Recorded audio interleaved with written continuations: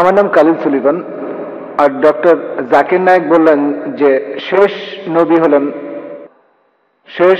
নবী হলেন নবী মোহাম্মদ। আর আমার বন্ধুরা আমাকে বলেছে যে যীশু খ্রিস্ট আবার আসবেন।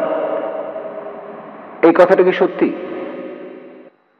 ভাই, আপনি প্রশ্ন করলেন যে মোহাম্মদ সাল্লাল্লাহু আলাইহি সাল্লাম হলেন শেষ নবী, শেষ রাসূল, কিন্তু তার বন্ধু যীশু খ্রিস্ট আবার পৃথিবীতে আসবেন। এই কথাটা বাইবেলও বলা আছে, যীশু খ্রিস্ট আবার পৃথিবীতে আসবেন। কোরআনের বেশ কিছু আয়াতে এই কথা বলা হয়েছে, যেমন সূরা মাইদার 116 নম্বর আয়াতে বলা হয়েছে। আর সব মিলিয়ে 70টি সহিহ হাদিস আছে যেখানে বলা আছে যীশু খ্রিস্ট আবার ফিরে আসবেন। কিন্তু যে কারণে যীশু খ্রিস্ট আবার পৃথিবীতে আসবেন সেটা হলো খ্রিস্টান ধর্মের যীশু খ্রিস্ট তিনি ঈশ্বরের একমাত্র প্রেরিত দূত, যাকে তার অনুসারীরা ভুল করে ঈশ্বর বলে মানে। আর কোনো নবী নেই যাকে তার অনুসারীরা ঈশ্বর বলে ভুল করেছে। কিন্তু খ্রিস্টানরা তাদের বেশিরভাগই তারা ভুল করে মনে করে যে যীশু খ্রিস্ট নিজেকে ঈশ্বর দাবি করেছেন, আর এই কারণে আল্লাহ সুবহানাহু ওয়া তাআলা তাকে আবার জীবিত করবেন।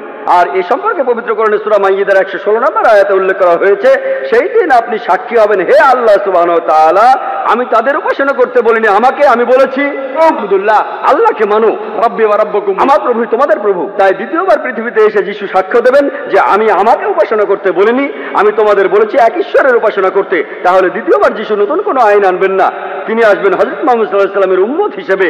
তিনিও এই আইন মেনে চলবেন, কোরআনের আইন আর সহিহ হাদিস। তিনি আমাদের নতুন কিছু শেখাবেন না, তিনি পৃথিবীতে এসে সাক্ষ্য দেবেন খ্রিস্টানদের সামনে, আমি নিজেকে ঈশ্বর দাবি করিনি, এখন তোমরা কোরআন আর সহিহ হাদিস মেনে চলবে। আপনি বললেন যে শেষ নবী হলেন নবী মোহাম্মদ, আর তারপর যীশু আবার ঠিক দ্বিতীয়বার তিনি নতুন নির্দেশ আনবেন না। রাসূল মানে যিনি কিছু নির্দেশ পান, তিনি দ্বিতীয়বার রাসূল হিসেবে আসবেন না, তিনি খ্রিস্টানদের সামনে সাক্ষ্য দিতে আসবেন আমি নিজেকে ঈশ্বর দাবি করিনি। তিনি নতুন নির্দেশ পাবেন না, আগে তিনি নির্দেশ পেয়েছিলেন ইনজিলে, সেটা 2000 বছর আগের কথা, যেটা বিকৃত হয়ে গেছে। তারপর মুহাম্মদ সাল্লাল্লাহু আলাইহি সাল্লাম আসলেন। তাই যখন যীশু খ্রিস্ট এই পৃথিবীতে আবার ফিরে আসবেন, তিনি কোরআনের এই নির্দেশই মেনে চলবেন আর মুহাম্মদ সাল্লাল্লাহু আলাইহি সাল্লামের উম্মত হবেন। তাহলে রাসূল হিসেবে, ঈশ্বরের দূত হিসেবে সর্বশেষ হলেন নবী মুহাম্মদ সাল্লাল্লাহু আলাইহি সাল্লাম। আশা করি উত্তরটা পেয়েছেন।